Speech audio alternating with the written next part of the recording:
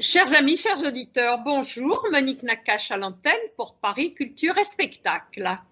L'amour de la langue hébraïque va être le sujet principal de l'émission d'aujourd'hui, via des chansons, via un texte, via un rappel, Zahor.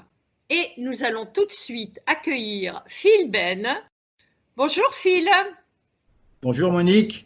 Je suis très contente de pouvoir enfin vous donner la parole, car vous connaissez mon amour de la langue hébraïque, je connais la vôtre.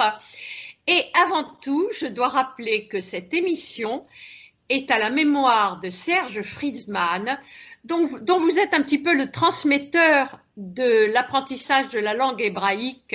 Serge nous a quittés il y a quelques années et son amour de la langue hébraïque n'avait pas de summum, n'est-ce pas, Phil?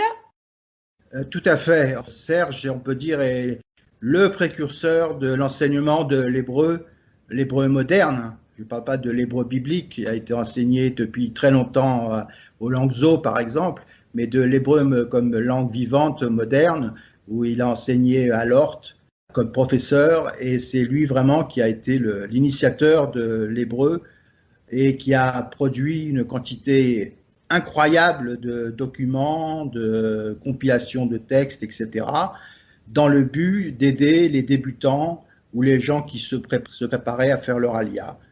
Et j'ai eu la chance de rencontrer Serge dès le début, quand il a commencé à créer son site Morim. Ensuite, il a lui-même créé un groupe Facebook, qui j'espère est très connu, qui s'appelle Les Amoureux de l'Hébreu. Il était très fier de son site. Il était extrêmement fier de son site, car ce site est unique, puisque c'est lui pratiquement le seul professeur d'hébreu, car il faut malheureusement reconnaître qu'en France, l'enseignement de l'hébreu en tant que langue vivante n'est pas la priorité. Je ne parle pas des écoles juives, où là par contre il y a un autre débat, c'est qu'on privilégie l'enseignement de l'hébreu mishnique ou tanachique, l'enseignement du Kodesh.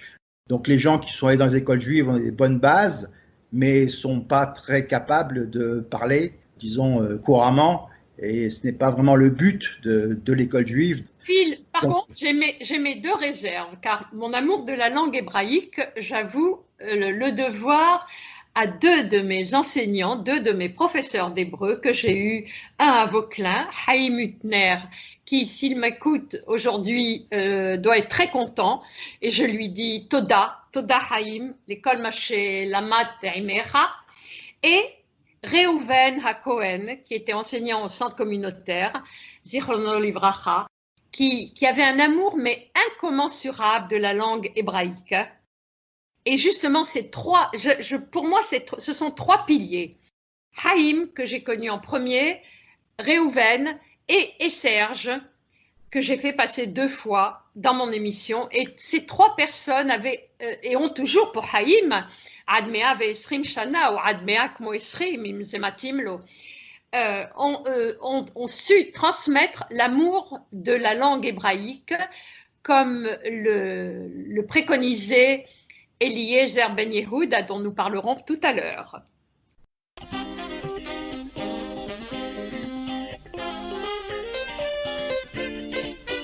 כמו הנביאים הקנאים לשם, הוא קינא לפועל ולתואר ולשם, ובחצות הששית בחלונו היה רושם במילונות תילי תילים, מילים יפות, מילים עפות, מתגלגלות מן הלשון. אליעזר, מתי תשכב לישון אין קומתך?